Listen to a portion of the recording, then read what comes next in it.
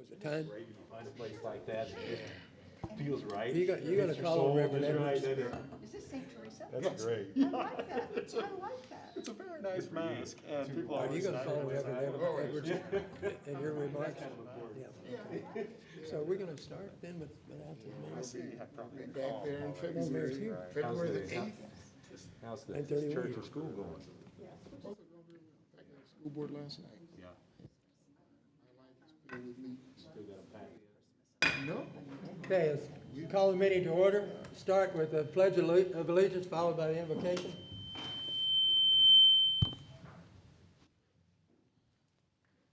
Pledge allegiance To the flag of the United States of America, and to the republic for which it stands, one nation, under God, indivisible, with liberty and justice for all. Shall we bow our heads? Eternal God and Father, we thank you for another day that you have allowed us to come into your presence and to arise with health and strength and activity of limbs. We ask you, God, if you would give us guidance today and wisdom as we deliberate for the betterment of our city and of our county and of our world. Help us, God. Bless all of our men and women in blue, all of our officers, all of the police board, our mayor. Bless our country, Lord, because we are in dire straits now, and we need your guidance, your wisdom as we travel through these days that seem to be so arduous. Give us your peace, your grace, and your direction. And we'll praise and honor you in Jesus' name. Amen.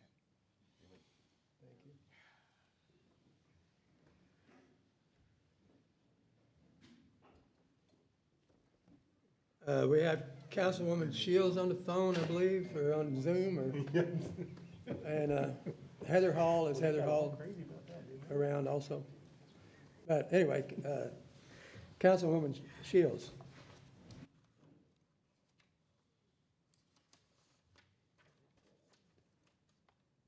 Can't hear you. I just unmuted myself.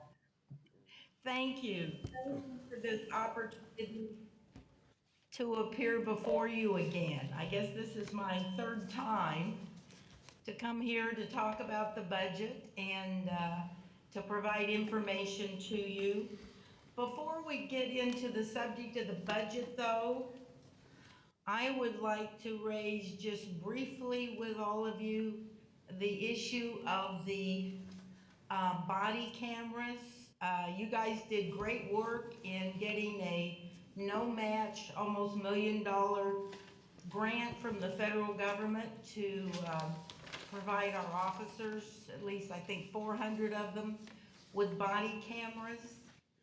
One of the issues though that came up, that I brought up in Finance Committee last week when we were approving the grant, was the issue of what is the police department's policy and on the body cameras. And you do have sort of a broad policy in place. It's not very specific, I don't think, on retention. What the committee was told was that in fact you were going to follow state law, and as far as that goes, that's fine. But as I looked since then, it appears to me that that under state law, in most circumstances, you're only required to keep the tapes, I will use for lack of a better word, keep the information, the filming, for 30 days. And so I think that in some cases that may end up being woefully inadequate. So I would just like to ask you all to consider, I know you're the body that is responsible for our Kansas City, Missouri Police Department, and I would just respectfully ask you to look further into this and to actually develop a policy that will meet not only the needs of the Kansas City, Missouri Police Department, but also protect the rights of our citizens. I was told last Wednesday, we were all told that you all have a sort of a stakeholders meeting, and it was a broad spectrum of people who works on these issues. But I did note then, and I would repeat today, that you did not have anyone on the committee with any expertise in constitutional rights.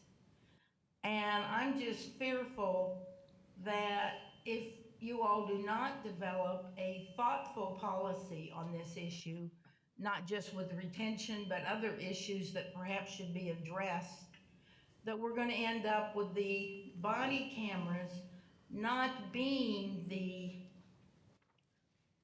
assistance that we hope they would be. I think we all want body cameras because we think that it will increase public confidence in the police, that they're doing their jobs and there's a record of how they're doing their jobs.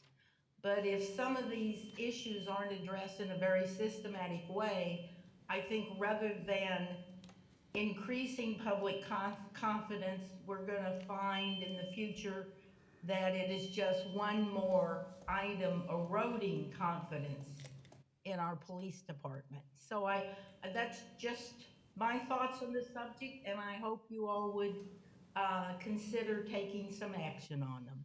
Well, On to the other subject that I always speak to you on, which is the budget. We are going to have in Finance Committee tomorrow Why don't we, a Don, budget yeah, could we, review Councilwoman of the Shields? first 6 months, Councilwoman first 2 Shields, quarters. could we interrupt you for a second and address this body camera issue? I'm sorry, I can't understand you. I said, we'd like to interrupt you for a second to address the body camera issue. Oh, of course. And, you know, basically, what the funding for the body cameras came because of Rick Smith's relationship with the Police Foundation, some very generous donors in Kansas City. You've probably heard that. And that's the first couple of $1 million toward the body camera project. And then the second grant from the federal government was because of Rick Smith's relationship with the federal government. And so we did we're really proud of the fact that we were able to do that without coming to the city and asking for the money for body cameras, which is something that we've asked for several years. We've also got a lot of policies, I believe, in place about the body cameras that address what you're talking about. Spend an awful lot of time about it. And Rick, could you expand on that a little bit? Sure. So we had in our stakeholder group, there was the prosecutors and members of the community. We had members of the city, reps from the city manager's office, all the people that we thought would be important to address this issue, to look at the retention periods and other things. So we've worked with that group to help develop our policy. Of course, I know Councilwoman Shields is probably unaware, but we've had long conversations even here at the board about retention times and what's that costing the department and how much money we have to pay for length of retention. I think we throw out we talked about 120 days, 180 days in there. Nothing's been hardened yet in policy, as we hope to have a draft of that policy either next month or the month after that comes to the board. But these are all, we've weighed all these considerations as we've gone through with the body camera proposal and with our input from our stakeholders group. Let me add that there has been no firm policy that has been brought before the board with regard to body cameras. I think Councilwoman Shields, you raised important considerations on the issue of body cameras. There are considerations that we have had independently as a board in discussions between ourselves and discussions as a body and discussions with leadership. All the considerations that you've noted are things that are on our mind. Clearly the target here, the aim, the goal that we all have is to use these cameras in a way that inspires public confidence, also protects officers. There are lots of ends that we are trying to serve with these body cameras. I think the constitutional considerations are important ones. I think privacy are important considerations. Sunshine is important consideration. Litigation considerations are important. So there is just a blender full of considerations that we need to make. So I appreciate, speaking for myself and I think for others, appreciate your comments and certainly welcome. I think, the city has been an important partner of ours for many, many years, and I hope to continue that. So to the extent that the city has considerations they would like for us to take into account, by all means, I encourage that and certainly would offer personally the opportunity to discuss this matter with anybody from the city if there are things that we have not discussed or perhaps not considering that we should be that are of an interest to the city. We would welcome it. Mr. Chair, I'll just add this briefly. And I thank the councilwoman for bringing up these points. If I'm correct, councilwoman, and I'll just speak generally, the reason that this came up in her committee was not that the councilwoman was just looking to opine on the issue, but either there was resolution or other legislation about the body camera issue that was asked for the city council. And so as part of that discussion, as we do with everything that comes before the city council, I think it is important for us to have some level of that public conversation on what the future of our body camera policies looks like.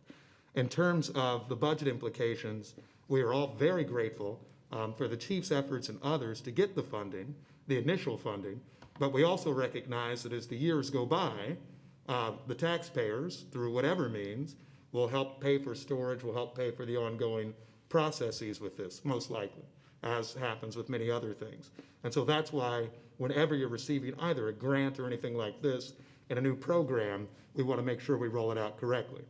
And then as we talk about all of the issues implicated, and I think this is why the Finance Committee, chaired by Councilwoman Shields, had the discussion that it did, is that it is not lost on many members of the public.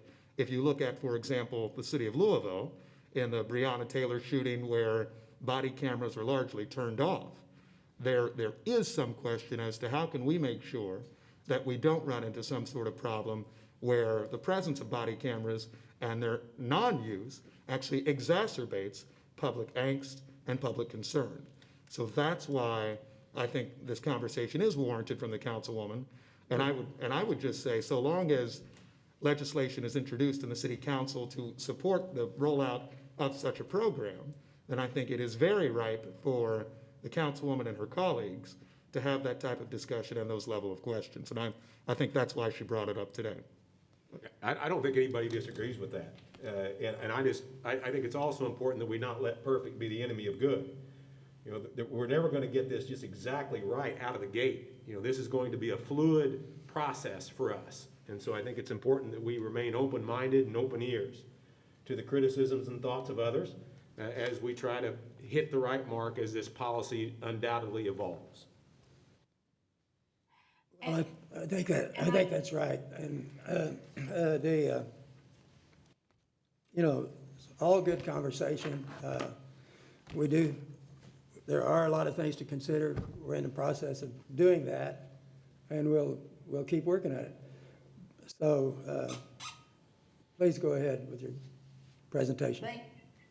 And again, I want to echo the mayor's words. We're all very appreciative of the private grants that you all obtained, as well as the no-match federal dollars. That's a wonderful gift to the city. But it can only reach what I think we all hope is the full potential, which, as you say, is inspiring confidence in the police and providing protection to the police officers themselves, a record that they did not, in fact, act inappropriately in a particular situation. I just, again, hope that as you study this policy, and I know you have your working group, and I thought it sounded like a very inclusive working group, except for the fact that it did not include anyone who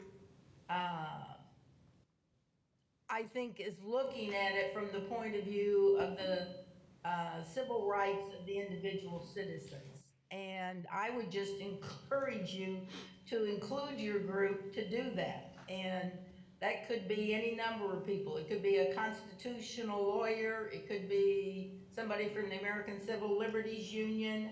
I frankly think that most of the people that you've talked with, other than the individual citizens that you've involved in from City Hall, are in fact, for the most part, prosecutors. And while they're great people who have a great role to play, their focus is prosecuting, not protecting the rights of the individual citizens. And so that's just I guess my suggestion for what it's worth. This is a great gift to the city, but I think the full potential of it can only be recognized if in fact, you have a full and complete discussion of all of these issues, and you have what I think is one important voice, which is that from the area of constitutional protection for citizens against state action, that voice needs to be heard. And I didn't hear from your committee from the working group that you had, that it was being heard. So that is only my concern. But I appreciate the fact that you have ongoing work on this. So if there's nothing else, I'll turn to my primary issue, which is the Kansas City, Missouri city budget. You know, this is my third opportunity to appear before you all, and I appreciate those opportunities. And I want to just give you a little update this morning on where I think the city is in terms of budget considerations. The Finance Committee will receive a report tomorrow. It'll be the report on the close of the second quarter, so our first half of the year. And it's also going to include a estimate of how we're going to end up this year in terms of finances. And unfortunately, I have some very bleak news on that front. I have been told, and I think our full report tomorrow is going to indicate, that we have used up, we try to keep at least 17% in reserves, and that at the end of this year, we're going to reduce those to 7 or 8%. Which means in round dollars that we're going to have gone from about $1 million in reserves at the beginning of this fiscal year to about $50 million in reserves at the end of this year. So, you know, $50 million is a lot of money, but when you spend that amount out of your reserves in 1 year, I think that realistically means, absent a quick rebound of the economy, that we're going to be spending up the vast majority of that remaining 50% in the year to come. Now, whether this has occurred, what's occurred now in terms of the reserves, is because we underestimated the severity of the problem, or whether we undercorrected for it. My guess is probably a combination of the two, but that's, you know, the situation we find ourselves in. In preparing for today's meeting, I did go back and look at the minutes from the first time I spoke with you and the second. And I noticed in discussion after I had sort of signed off, it's hard for me to hear what everyone's saying, so I don't normally stay because I can't really understand what's being said. But anyway, after I left the first time, I think Councilwoman Hall asked, because I had made a mistake, I had said 11.5% across the board cuts, when in fact, our departments had only been asked to do 11. And I think Councilwoman Hall asked the mayor to clarify that, and he did say, no, it's 11. And then he went on to say, but of course, something like, at least in the minutes, a summary of, but you know, that's not a vote by the full council.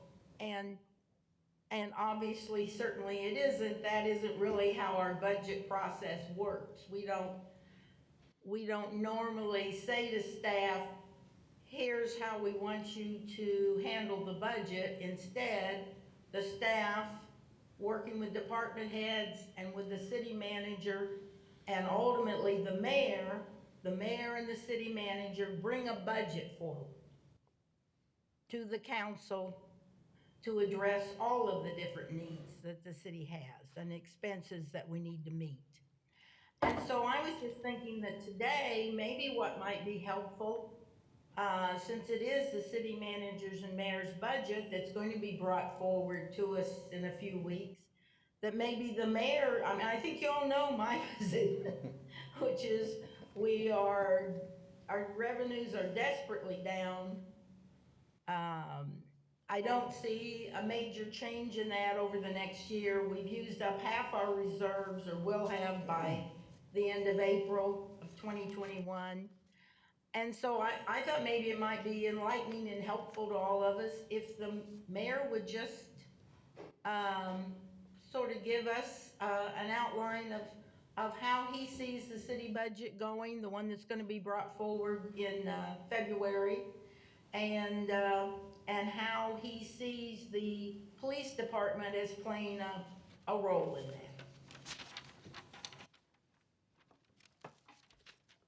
I will, if I may, Mr. Chair, I'll welcome the opportunity. I fear, we have Councilwoman Shields still.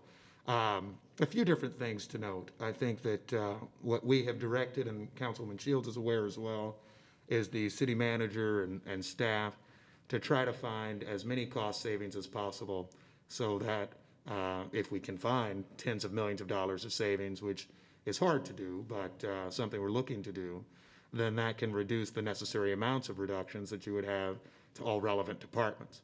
I think that's goal one. I have not seen the full report back on what those efforts have entailed thus far. In addition, I think that I've been informed, and I believe there have been presentations to the City Council to this effect, that the department continues to meet with our finance department about potential areas for further cost savings. I've said in this board, and I've said at City Council and in public, my preference is, to the extent that we can find areas of shared savings, shared services, et cetera, that's where we would like to start with an approach on cuts, rather than something far more dramatic or extreme. That said, I do think when you look at the percentage of the city budget that is our general fund spending, that is the police department budget, there will be a significant budget reduction to this department and many others in Kansas City. I do not know the full amount of it yet, and I also am awaiting, as is Councilwoman Shields and some others, a few report backs.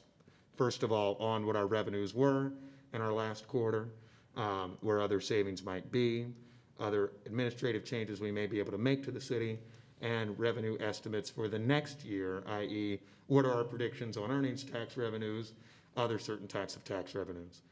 To not get too in-depth here, but I know Councilwoman Shields knows this, we have different revenue challenges in different areas. Property taxes, right, not a significant challenge for us, but a number of sales tax generation sources are. Earnings taxes also are an area of challenge. And then, of course, convention and tourism taxes, which don't fund this department directly, the bottom's completely fallen out. And the reason that would be relevant to this department in this discussion is that, much like everything else in this city, those are all backed by the general fund. And so we will have a number of draws on general fund related sources, and therein lies the challenge for us. But I do not have before me today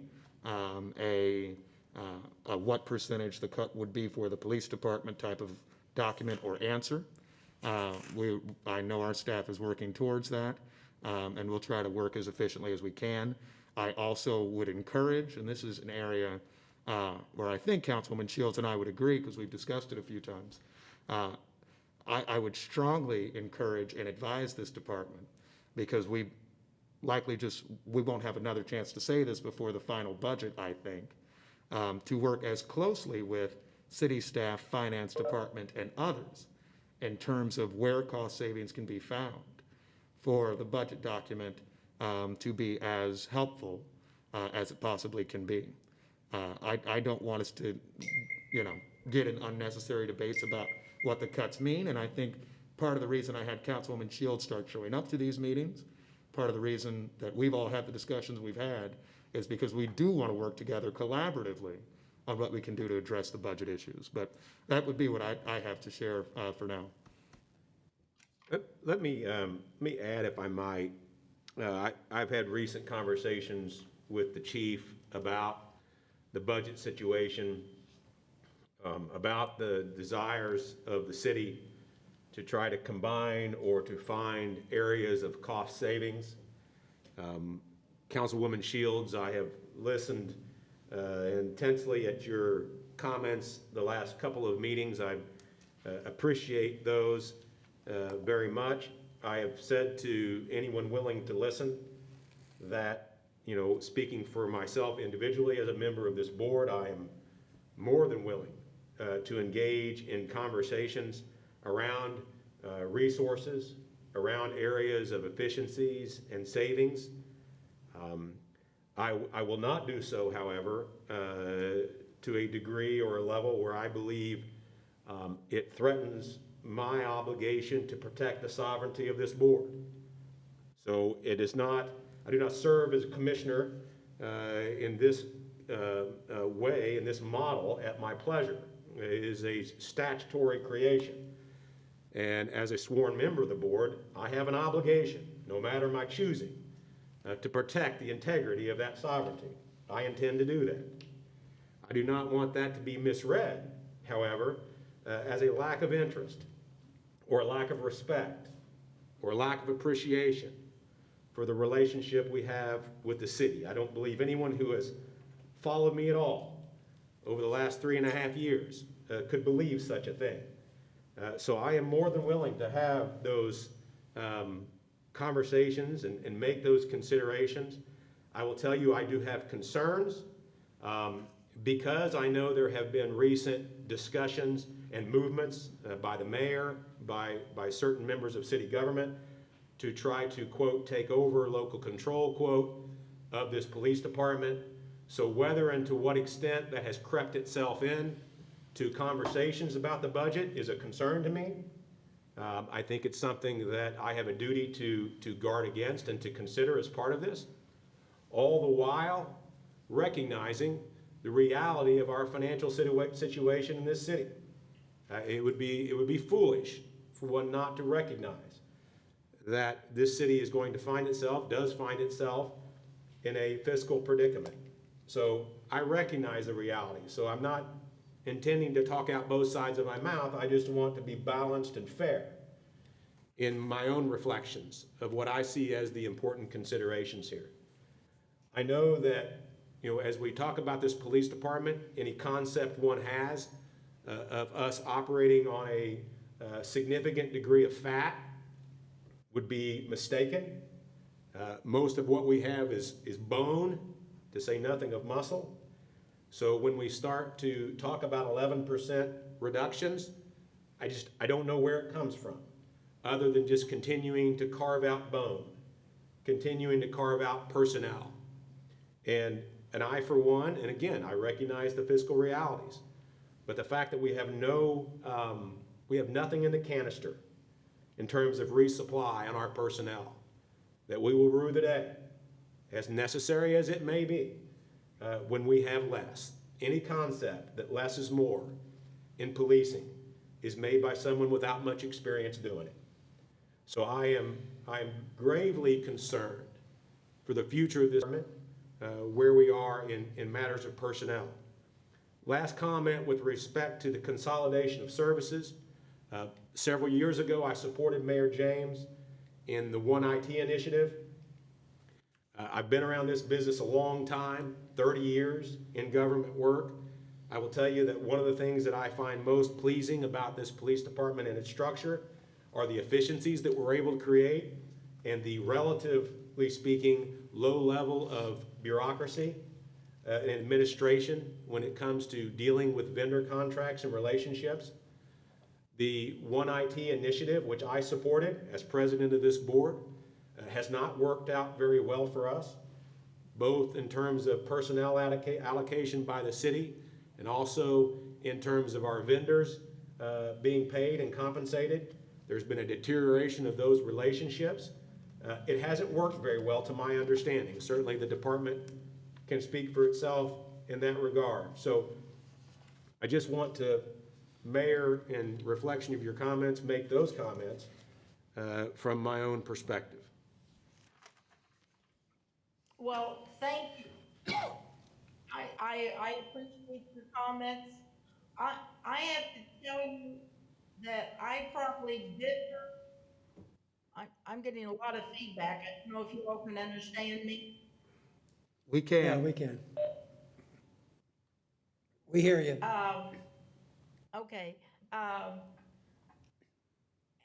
far as the sovereignty of the board, my personal self, and I know that that some of my colleagues don't agree with this, I don't care what the governing body of the police department is. I don't care if it's local. I don't care if it continues as it is.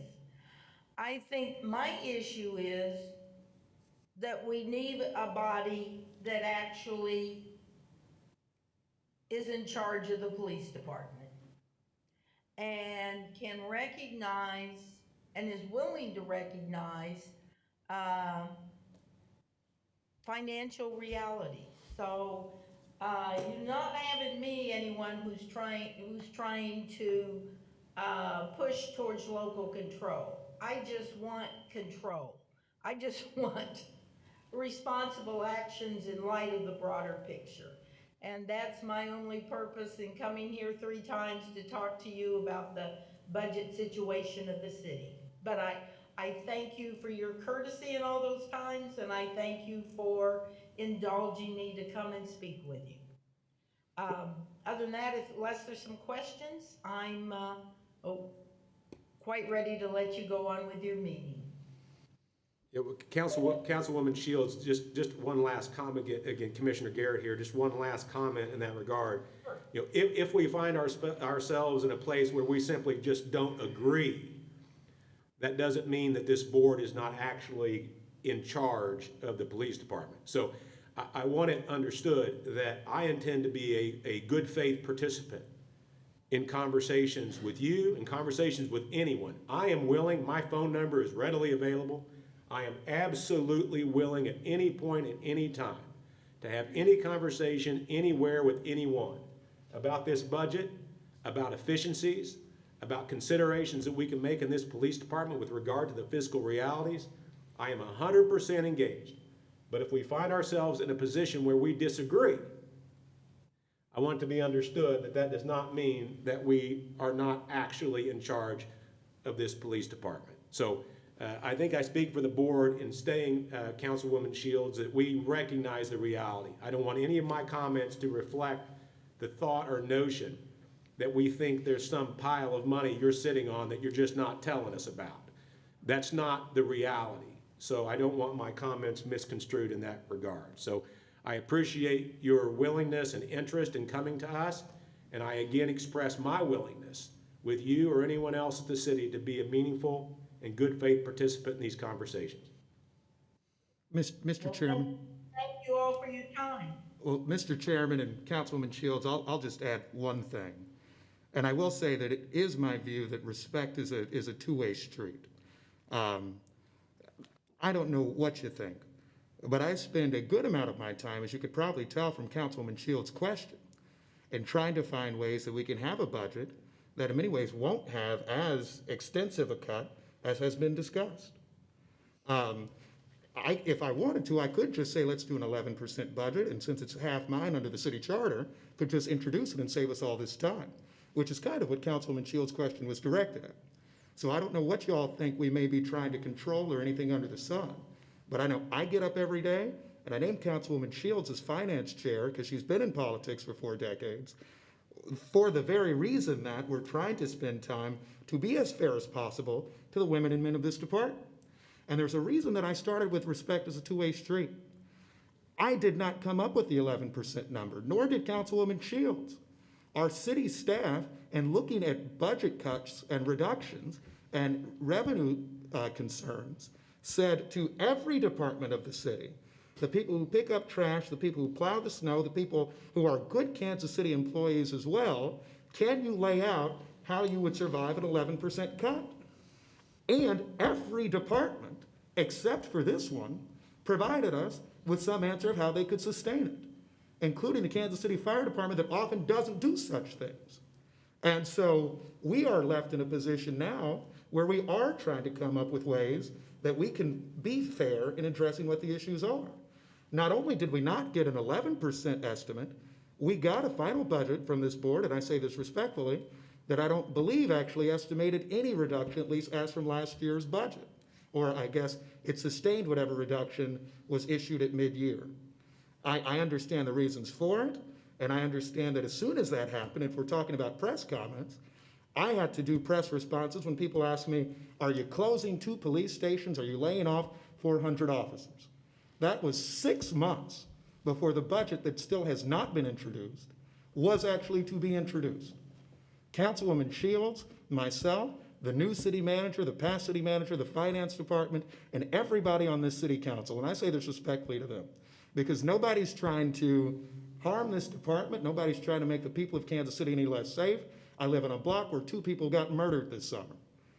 All of us are trying to find the best way we can to address the many concerns we have. And so in terms of open discussion, I respect that too. But sometimes that open discussion, back to the very first thing Councilwoman Shields noted, might be that when you're presenting before Finance Committee, or when this department is, right, actually having more discussion there on, all right, what is the body camera layout?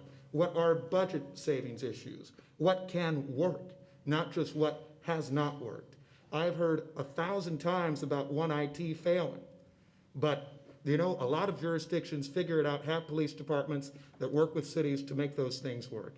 And what I might ask is, let's try our best to make as many of these things work as possible. And that's why I think the councilwoman's here, and that's what we're trying to do too, rather than just freeze ourselves in a budget that says 11% cut, and we figured out half the cuts that the city needs. If, you know, we're not abolish police people, we're not abolish anything people. If we wanted to just find 30 million of $70 million in savings, we would just say, cut the police budget and be done with it. But we're not, and we're trying to do more work to sustain it further. So that's what I got to.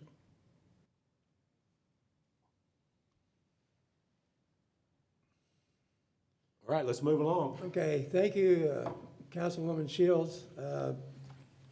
I'm sure we'll have further budget discussions. I mean, we understand the fiscal reality, and we also think we understand what it takes to try to keep the city safe, and that's basically how we built our budget. So, thank you for your comments. Thank you all for giving me the time. I appreciate it. Okay. Chief Smith? Good morning. I have some comments about some homicide and year-end stuff, but I'd like Pastor Edwards, he's been waiting, so if we could have him go first, that would be helpful. Pastor Edwards, you want to make some comments? Thank you, Chief, for giving me the opportunity to speak. Let me see if IT, are you able to put up the video first? And then I can begin my brief comments?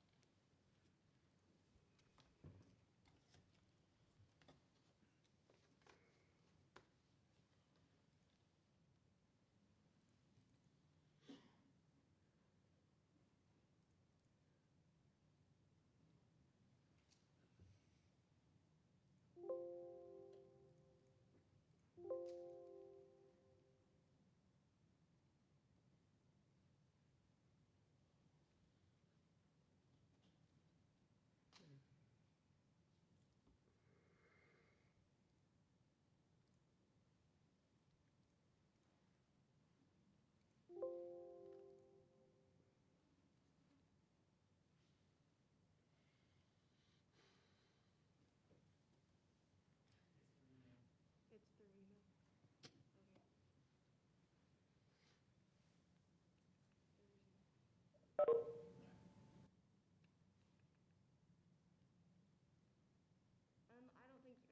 think the video is gonna work, Pastor. It Okay, came through an great. email, so we don't have the proper link for it. Very good. Okay. Thank you.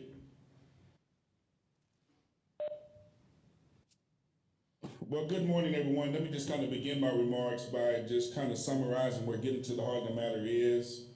We ended the year creating a space of lament for murder victim families in the Waldo area at the Warner Road Baptist Church. We all know that last year was a record number of homicides, and if getting to the heart of the matter is going to be a violence prevention program, we also wanted to create space for families to come together to lament and mourn. And many of those families never had an adequate reflection service for their loved one. But what I wanted to express in this gathering are the remarks that I heard from families. Many families who were present kept telling me that we need the police. We need them to be involved. We need their activity. Many of them told me keep speaking for us. They wanted to make sure that the right messaging was getting out on how they feel about our police department. So certainly I want to commend the KCPD for doing the best job you can do in very, very unprecedented times. One person said, Pastor Edwards, let them know that why is the squeaky wheel in Kansas City get all the oil instead of the right wheels getting some of the oil? And so I wanted to kind of give you some of the commentary that's coming from the constituents of our city. So from that, beginning in 2021, the video would have shown, of course, we all saw the Capitol riots that took place in DC. And if getting to the heart of the matter is going to be a violence prevention program, we want to be proactive instead of reactive and really speak to violence prevention to keep that from coming to Kansas City, Missouri. And so we partnered with Kansas City Police Department and with pastors across this city, from Lee Summit to Belton to Blue Springs to Raytown, to come together to make a short video, which we wanted to present to you, to speak not in our city, that hate won't win in Kansas City, Missouri. It has received over closely now 15,000 views of this video that has gone out. And so we're excited about that. We're grateful to Chief Rick Smith and the hierarchy of KCPD for their support in that effort. Locally, because of the impact of our end of the year project in the Waldo area at the Warner Road Baptist Church, that area is asking, pleading, how can they get involved and lend their influence to get to the heart of the matter?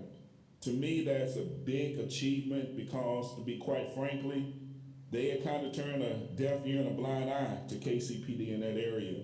And so they're awakening to partnership and how they can use their strong influence as well as be involved in partnering with faith communities with this movement to make it happen. So what are we doing in 2021?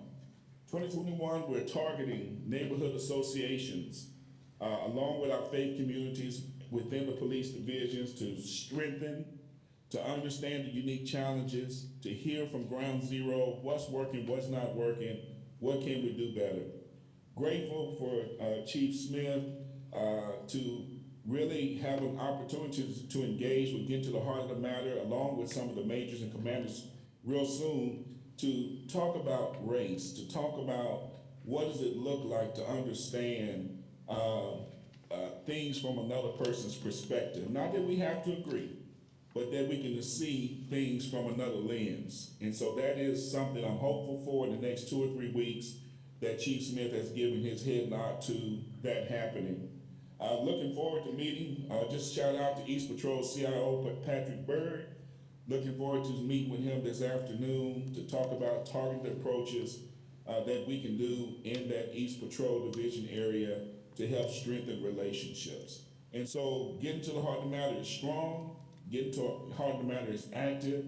Thank you, Mayor, for your support. Thank you, Board of Police Commissioners, for your loud support. I do hear it, I do see it.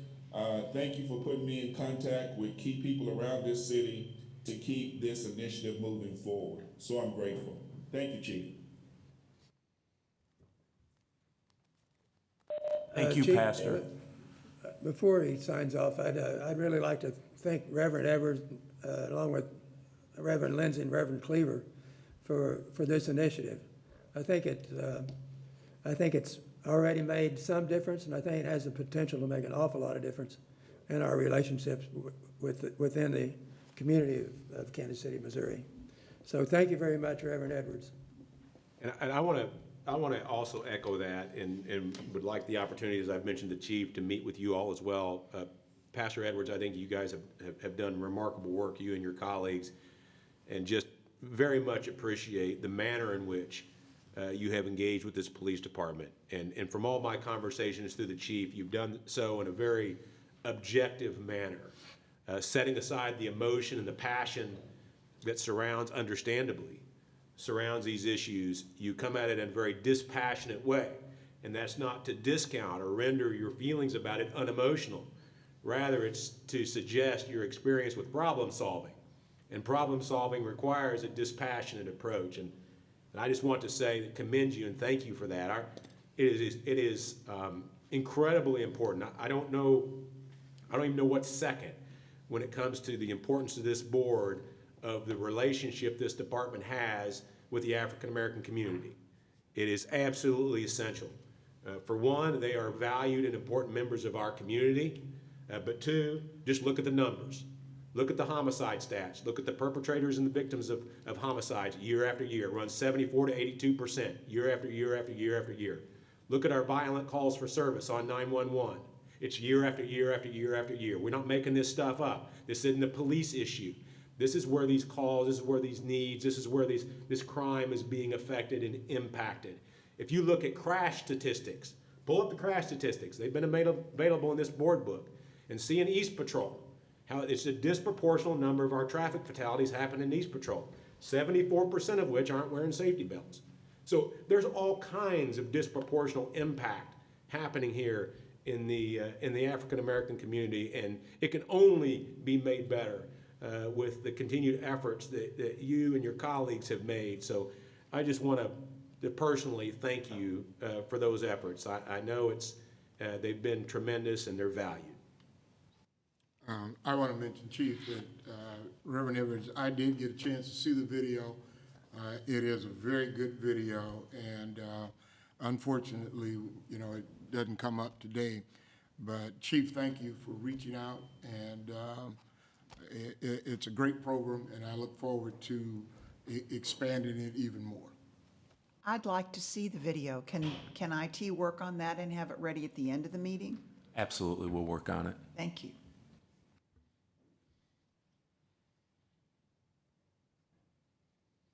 Again, thank you so much. Thank you. Thank you, Pastor Edwards.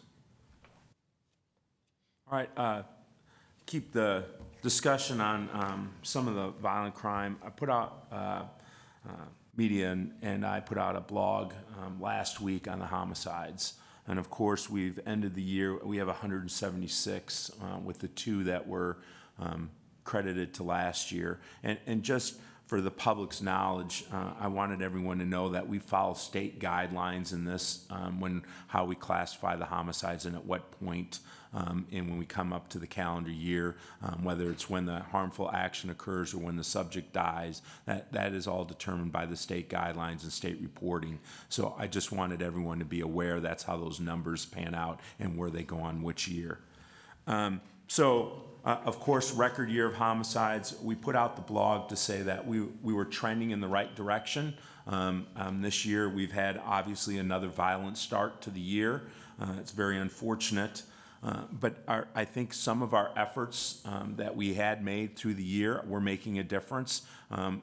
Whether it's the Operation Legend and enforcement side, whether it's the social worker and social services side, or whether it's getting to the heart of the matter on the community side and those aspects, we are working all of those as hard as we can to try and drive down the violent crime.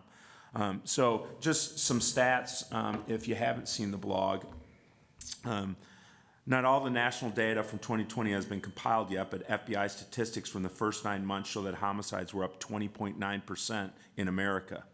In the nation's 69 largest cities, homicides through September 30th, 2020 were up 28.7%, according to the Major City Chiefs Association. Kansas City had recorded 148 homicides in 2019 and 176 in 2020. That's a 19% increase, which was below the national average in increased homicides, although that's just for the first 9 months of stats. We'll have to see how that pans out at the end of the year and after the FBI collected the stats. The other point that we want to make is during this record year, we had a clearance rate of 73%. I think there's a lot of credit that goes to that. I think that's amazing given the workload that our homicide unit was under this year. It's no doubt that the decisions that we talked about throughout the year of allocating manpower, of moving resources around so that homicide could have more resources and the assault squad absolutely pay dividends now in our clearance rate. I would also like to say that I think the amount of technology that the Police Foundation has supported this department with has made an absolute difference in our ability to clear some homicides that I don't think we would have cleared without the use of that technology, whether it's cameras or license plate readers or software that goes with those. It's obvious that that is making a difference.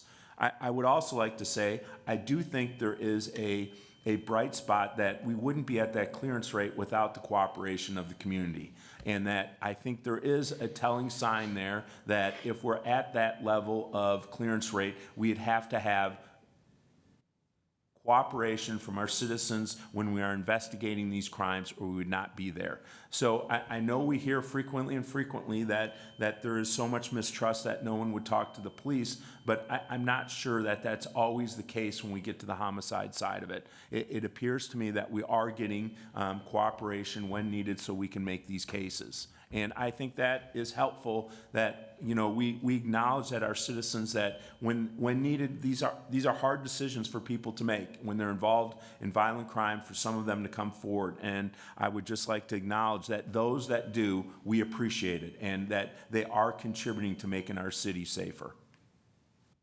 So that's all I have. Well, thank you, Chief. I think the statistics show that we do have a above average clearance rate, above average police department. Thank you for your efforts. We keep working to try to make everything better. But we appreciate the police department. Mr. Chairman,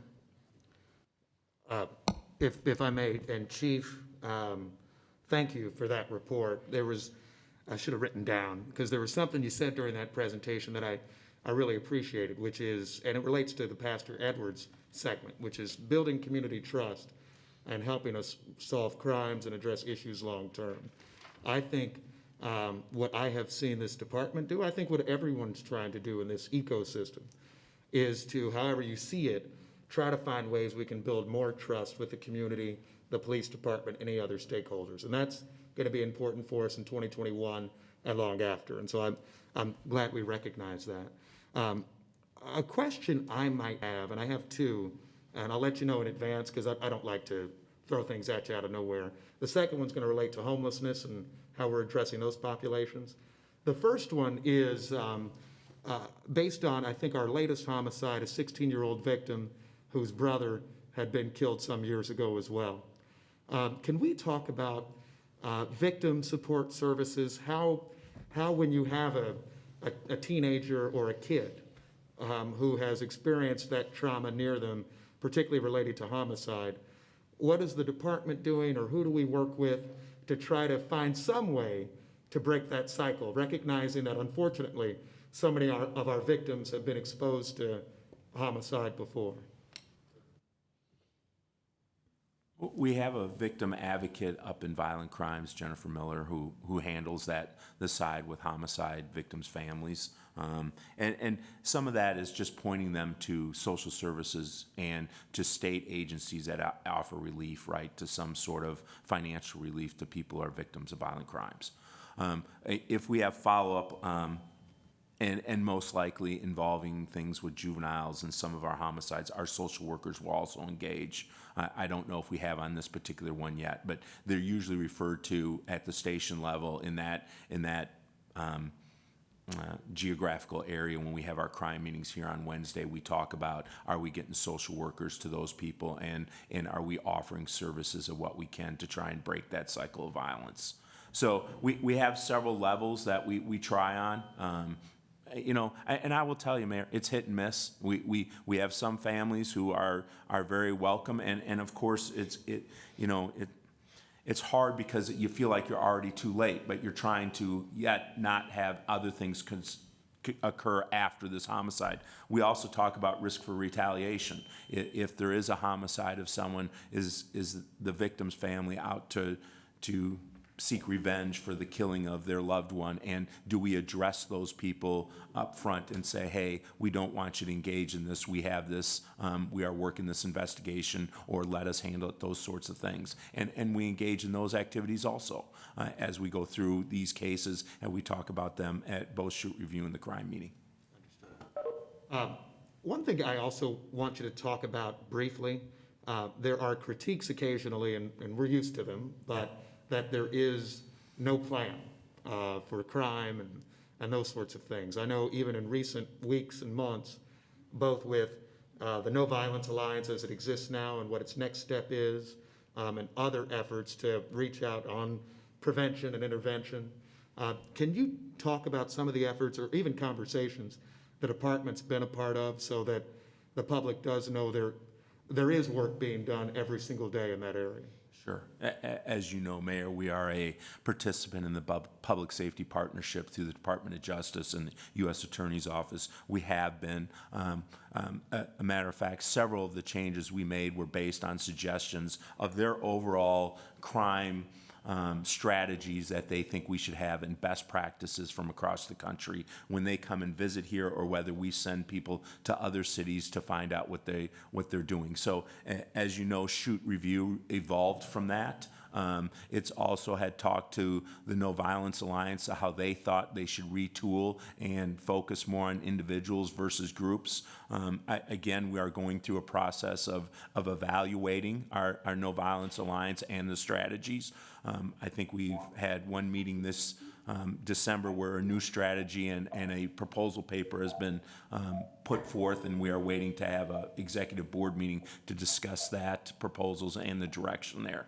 I would tell you that I think we, as the police department, look at as we have arms that we look at, enforcement arms, much like your pillars, right? What's a prevention? What's a prosecution part? What's an enforcement arm? We are doing the same things here, whether we do it through our social workers, CIOs, whether we do it through our community partners, getting heart to the matter. We are trying more than one angle, other than saying, hey, this is just the plan and this is it. So it all falls under that umbrella of what is our crime strategy. I would say here in the police department, we closely follow the public safety partnership model, and we are following that still to this day.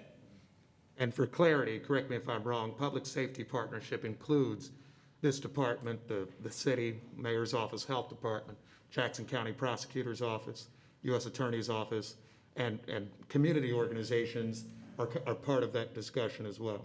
Absolutely. Thank you.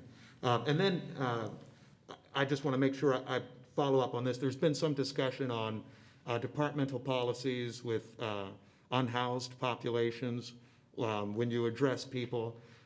Just describe, when you run into folks on a cold night, what usually is done, what services might be offered, or people driven somewhere if they're willing to accept it, those sorts of steps that are taken in homelessness. Sure. Our police department is very much trying to help those in need. And just because people do not have the money or anything does not mean that we don't try and provide our services just the same to everybody else. So if we come across people, we absolutely offer services.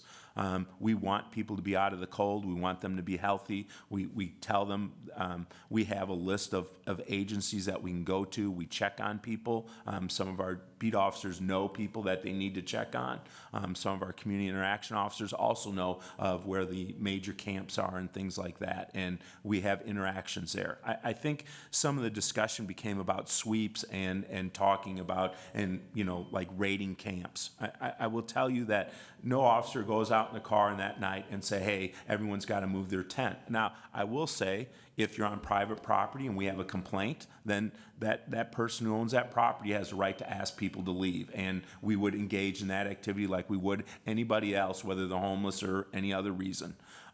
If they're on public property, we would always offer services, even if we have to move the camp for some reason, as we've done before in this city. We've gone the week or 2 weeks prior and say, hey, this is going to have to go because of these health reasons or because of this safety feature or whatever the case may be. And we try and get those people to services. We offer them relocation. We offer them shelters. We take social workers with us. We try and communicate what we're going to have to do way before we do it.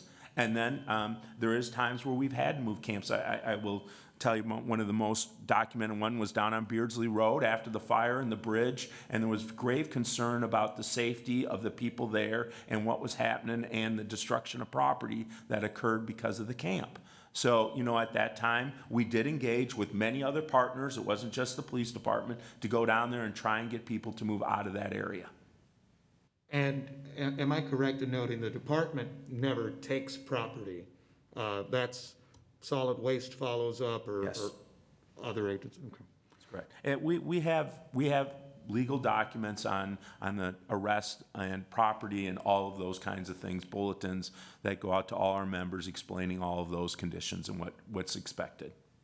Thank you.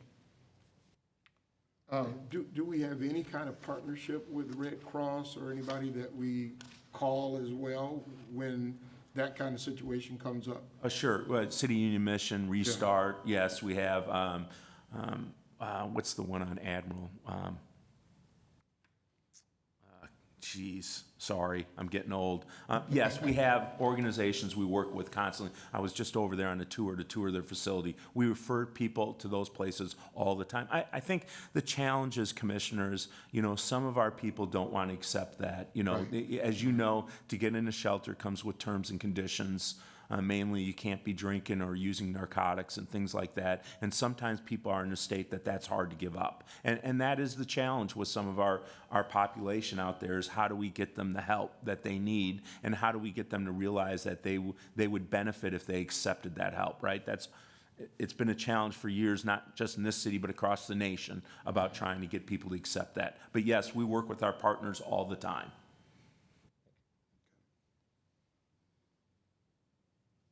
Is that it, Mayor? Okay, thank you, Chief Smith. Public comments?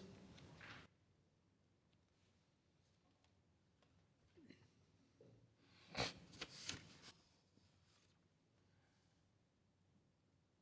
board received 13 emailed public comments as of 7 a.m. on Tuesday, January 12th, 2021.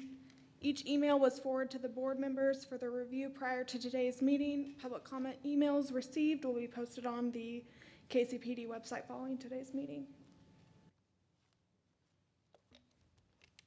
Commissioner, I've been texted 4 times now. It was Hope Faith. I was looking for the term. The resource that we also work with is Hope Faith on Admiral Boulevard. I wanted to give them a shout out because they've been very good to work with us, and we recently did a tour thing, and they have some really good things going on there. So I wanted to make sure I acknowledge them by name. Sorry to interrupt. Okay, well, thank you. Okay, we need approval of minutes of last meeting, please. So moved. Second, Lucas.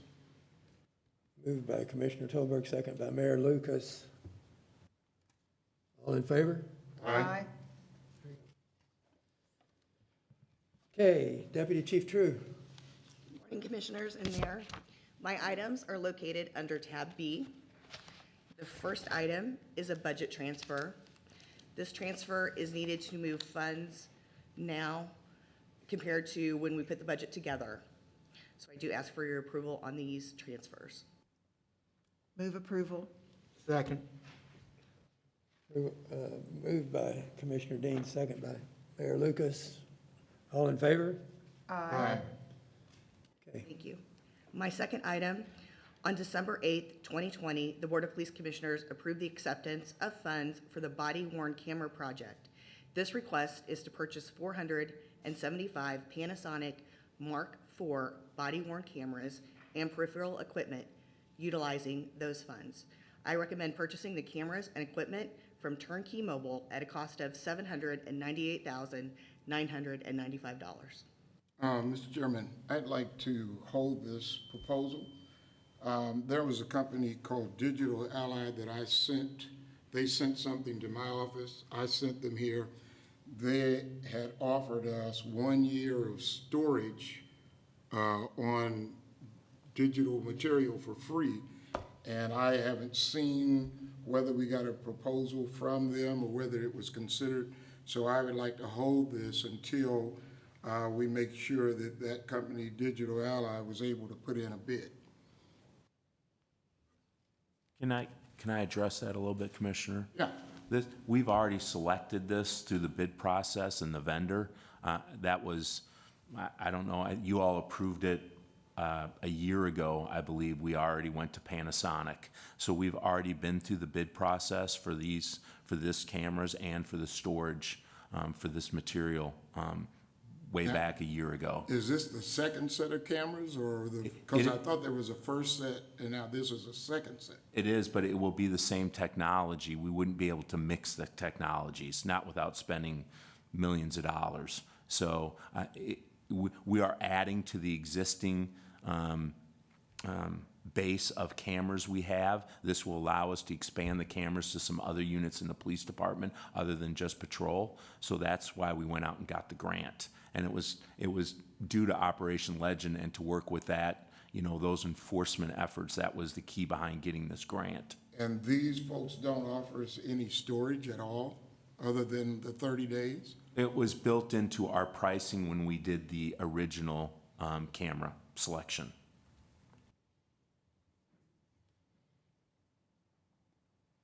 Is that a yes or a no? We have storage, yes. We're trying to come up, but that was all, we all did that during the initial phase of the cameras. It was cameras and the storage in the initial phase. But it's not a year. We're talking about 30 days of storage, where this particular company, Digital Ally, is a local company, and they offered a year's worth of free storage. And I don't know what kind of cameras, if they've got the same body cams, but I would sure like to hold this up until we get a little more information. Now, the first set of cameras, are they already in? I know that we have, about 3 different locations that are testing them? Yeah, we have 2 zones that have them covered. We're working on the 3rd zone now out of 6. So yes, we have deployed them. We're getting our second shipment. I believe we got them in Monday. Yeah. So we'll work on getting out the rest. So all I'm saying is we chose the vendor. We can hold this, Commissioner, but I don't think it's going to change the outcome because we'd have to go back and redo things. And we've already been down this path and made these decisions, is what I'm saying. Are you saying that this person or this company didn't make a bid earlier? I don't know if they did or not, but we put it out. I mean, we put this, as you all know, we did an RFP for this and it went out publicly to everybody. Paul, do you know? Yeah, I don't think they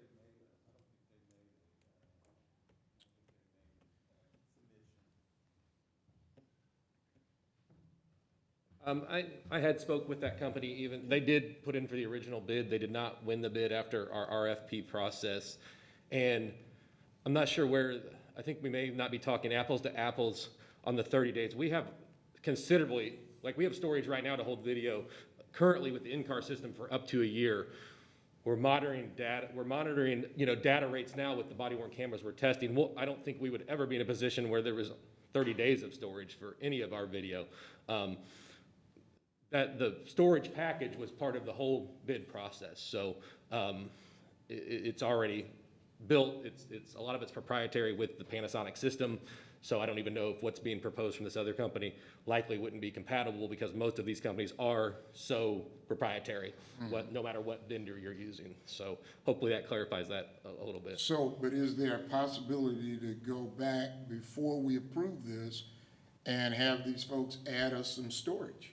No, I don't think that would be possible because the Panasonic is proprietary, just as storage is for the other I understand cameras. proprietary, but every company has perks that they hold in or hold out, and it's not what we deserve, is what we negotiate.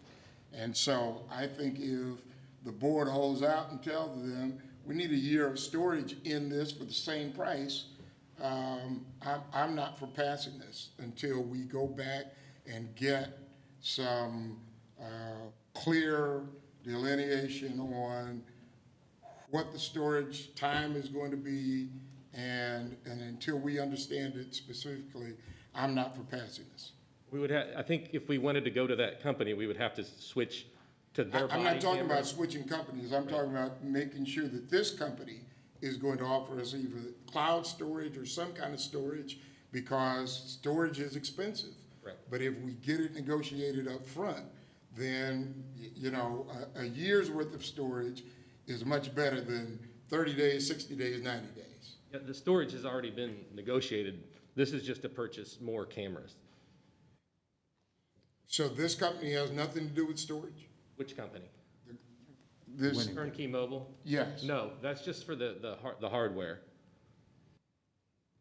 I might make a recommendation if I could, and I detest closed sessions in most of my politics, but since we are getting into the contractual terms, and Mr. Kenner, I don't know if it'd be appropriate to hold this for a closed session discussion on the contract itself so that we can see what's been pledged, what's been obligated, what can be changed in obligation one, because I am sympathetic to the bishop's point of we do want to make sure, I guess, advantageous terms, but I also don't want to get us in a breach position in a public discussion. Is that, all right? That's fair. So we'll, So Deputy, can we hold it for a closed session, or is this something we should do in open session? Is there any, I agree with the mayor's issue here. I was going to say something similar, that, you know, we do have an RFP process and we do have to respect that, and there are obligations that are associated with that we can't tinker with. I think everyone agrees with that. I don't think that's the bishop's point. So, but if there is a way of clarifying this particular issue for Bishop Tolbert, I would like to do that, Major. And you were starting to touch on that with regard to this being a hardware issue, not a storage issue. So let's take a shot and see if we can clarify, the issue before us right now, and whether that actually touches on the bishop's concerns or not. And if it doesn't, then we can address it and move on. Right. And then we can talk about the issues of storage in closed session as it relates to our contractual obligations. Yeah, let me take another crack at it, Commissioner. So it's been our plan all along to, as we purchase this hardware, it's been our plan all along to be able to make data-based decisions with storage. So as we continue to roll more and more body cameras out, we have held funds back to look at different ways of storage once we have that data. So, yeah, I think maybe Commissioner Garrett spoke better for me in that. Like, this has nothing to do with the storage aspect. This is simply adding more body cameras, which are compatible with the body cameras we've already purchased, which are also compatible with our in-car system. And you know, additional storage will be down the road considerably, you know, potentially once we start getting more and more data in, which we're expecting. I've talked to Major Hicks. We're expecting to reevaluate that, you know, sometime around the summer of storage platform we have now versus what direction do we need to go in the future. And we don't know exactly what that is yet. That's been one luxury we've had with this foundation funding, was being able to hold some of that money back until that final piece is determined. So the storage piece has nothing to do with this. This is simply equipment. Who is the storage through? What organization? Is What that company? Converge One, Mike, or Dell? Yeah, Dell Isilon.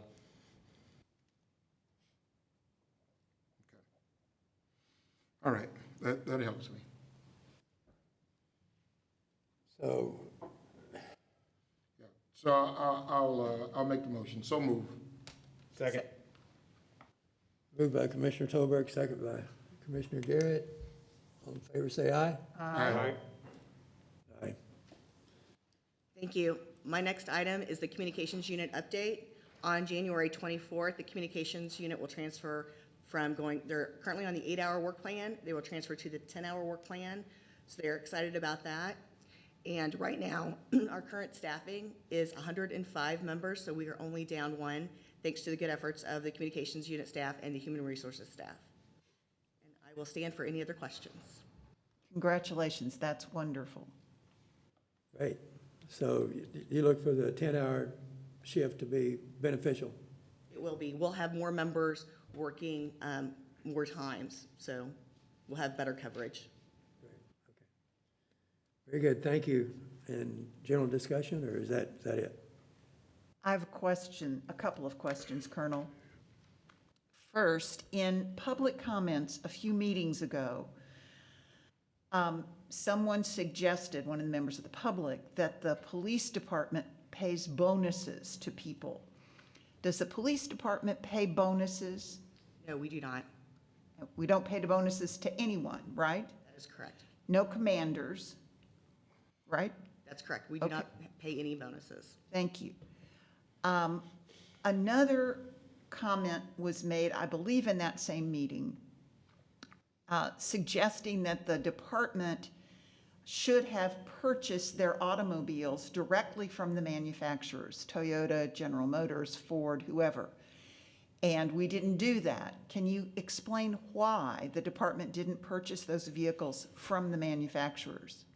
It is a federal regulation that currently, I believe the only automaker you can purchase directly from is Tesla. We have to go through a dealership to purchase our vehicles. So the law prevents us from doing that, right? That is correct. The law would allow us to go and buy Teslas directly from Tesla if we had a significant increase in our budget, right? Yes. Okay. That's all I have. Thank you. Thank you. Mr. Chairman, just to follow up on our good chat to kick off the festivities today, I do want to make sure it's clear to the public too. You and Major Linder continue to meet with city staff, finance department, about finance issues. Is that correct? That's correct. We have a meeting on Friday with city finance staff. And as I understand it, typically those meetings actually have been fairly lengthy ones where you're trying to go over areas for savings and where things can be worked out as best we can get on budget issues, correct? That's correct. Thank you.